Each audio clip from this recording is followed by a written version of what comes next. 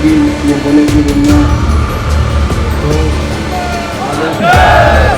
सभी गौशालाओं की तरफ से आपका की गौशालाओं की जितनी भी झज्जर जिले की जो गौशालाएं हैं उनकी डिमांड है कि भाई प्रति गौवंश एक गाय को कम से कम प्रतिदिन के हिसाब से 50 रुपये गाय को दिया जाए, ताकि जिससे गायों की जो हालत है वो सुधारी जा सके। गौशालाओं की हालत आपके सामने है, चारे का क्या रेट हो चुका है। तो गौशालाएं चलाने के लिए गौशाला प्रधानों को, संचालकों को समस्या का जो समाधान, समस्या का जो सामना करना पड़ रहा है, उसके लिए ये एक अभियान चलाया जा रहा है पूरे हरियाणा में। तो और भी जो राज्य सरकारें हैं वो भी सपोर्ट करती हैं। दिल्ली में हमारी ही एक गौशाला है, हमारे को प्रतिदिन एक गाय का 40 रुपये मिलता है। राजस्थान में 30 रुपये मिलता है और एमपी में मिलता है। छत्तीसगढ़ सरकार है जो गायें जितनी भी गौशालाएँ हैं वहाँ से गोबर खरीद रही हैं सरकारें, गोमूत्र खरीद रही हैं। तो हमारी पूरी गौशालाओं की यही डिमांड है कि जो भी हमारी प्रदेश सरकार है वो कम से कम 50 रुपये ये तो करे ही, साथ में जितनी भी जो गौशालाओं से गोबर गोमूत्र खरीदा जाए, बड़े प्लांट लगाए जाएं, गोबर गैस के प्लांट लगाए जाएं और गोमूत्र के प्लांट लगाए जाएं, जिससे गौशालाओं को इस जो बुरी जो हालत है उससे उभारा जा सके।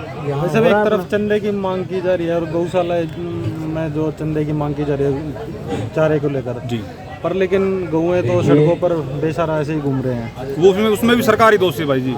उसमें क्या है कि जैसे आज जो गौशालाएं हैं वो गाय लेने को तैयार हैं, लेकिन उनके पास न पर्याप्त जमीन है न धन का वो है। तो समाज भी आज समाज कितना करेगा, एक अकेला समाज। तो गौशालाएं गायों के लेने के लिए तैयार बैठी हैं, लेकिन कम से कम उनको जमीन दी जाए, 50 रुपये प्रतिदिन का दिया जाए। 50 रुपये में गाय का पेट थोड़ी भरेगा, कम से कम 150 रुपये लगता है। फिर भी 50 रुपये अगर सरकार देती है तो 100 रुपये समाज से इकट्ठा किया जा सकता है, लेकिन उसके साथ साथ जमीन भी गौशालाओं को दी जाए। आज गौशालाओं की हालत जेड़ से कम नहीं है, उसमें भी सरकार दोषी है, क्योंकि आज किसी गौशाला के पास 10 एकड़ जमीन है, गाय भर रखी 5000 उसमें। तो आप सरकार गौशालाओं को जमीनें दीजिए और गौशाला लेने के लिए तैयार हैं। तो ऐसे में कोई प्लान बनाया हो गोरक्षक की तरफ से कि आम जनता परेशान है ना? ये इस चीज़ के लिए कोई प्लान की जरूरत नहीं है, सभी गौशालाएं इसके लिए तैयार हैं। भाई आप 50 रुपये प्रतिदिन का दीजिए और आप ज़मीन दीजिए, कोई भी गौशाला गायें लेने के लिए मना नहीं करेगी। अब आप न ज़मीन दे रहे हैं न पैसा दे रहे हैं, तो गौशालाएं कहाँ से चलेंगी?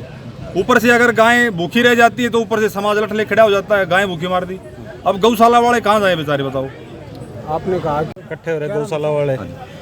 मेरा नाम कुलबीर है जी और मैं हरियाणा गौ सेवा का मेंबर भी रहा हूँ 2013 से 2021 तक एनिमल वेलफेयर बोर्ड का मेंबर रहा हूँ। देखिए, आज जो ये मुद्दा लेकर के सभी गौ भक्त, गौशाला वाले, गोरक्षा दल जो इकट्ठा हुआ है, ये गौ की सेवा के लिए इकट्ठे हुए हैं। इनका एक ही मुद्दा है कि भी गाय की हम अच्छी से अच्छी सेवा करें। उसके लिए सरकार से मांग ये है कि भी सरकार आर्थिक तौर पर इनकी मदद करे। अभी तक आयोग या सेंट्रल गवर्नमेंट जो मदद करती रही है वो पैसे के हिसाब से मदद करती रही। प्रतिदिन 50 पैसे 60 पैसे में गाय का पेट नहीं भरता।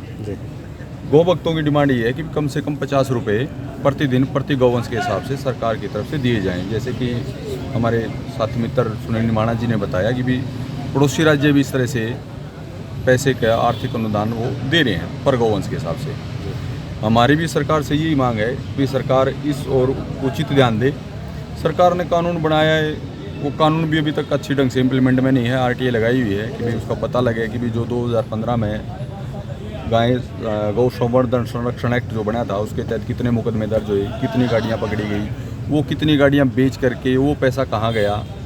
मेरे गोरक्षा दल के साथी हमारे साथ खड़े हैं, उन्होंने बहुत सारी गाड़ियाँ पकड़ाई और वो ऐसे ही छूटती चली गई। तो सरकार ने जो बनाया वो इम्प्लीमेंटेशन में कहीं आ नहीं रहा। दूसरा, जो सरकार ने एक पॉलिसी बनाई थी पीछे आयोग ने कि भी जो गोपाष्टमी गौशालाएँ मनाएंगी उनको 31,000 या 21,000 रुपये दिया जाएगा, वो भी सरकार ने बंद कर दिया। उसके बाद एक और पॉलिसी बनाई थी आयोग की तरफ से कि भाई गौशालाएँ अगर कोई इक्विपमेंट खरीदती हैं, चारा कटाई मशीन खरीदती हैं या तूड़ी चढ़ने का पंखा खरीदती हैं या कोई गोबर गोमूत्र से प्रोडक्ट बनाने के उपकरण खरीदती हैं, तो उन पर 90% सब्सिडी आयोग की तरफ से पीछे दी गई।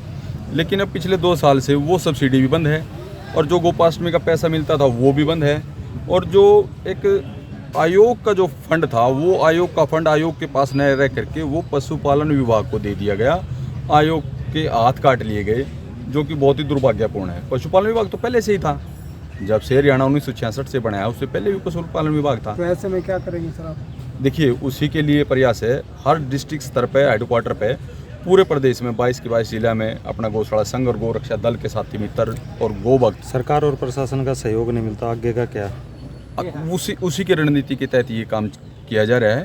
भाई हर जिला स्तर पे पहले ज्ञापन देंगे, ज्ञापन के माध्यम से सरकार चेती तो ठीक है, नहीं तो उसके बाद गौरक्षा दल के साथ मिलकर, गौशाला मिलकर, गोभक्त मिलकर और फिर अपना एक्शन प्लान बनाएंगे, वो भी आपके सामने आ जाएगा।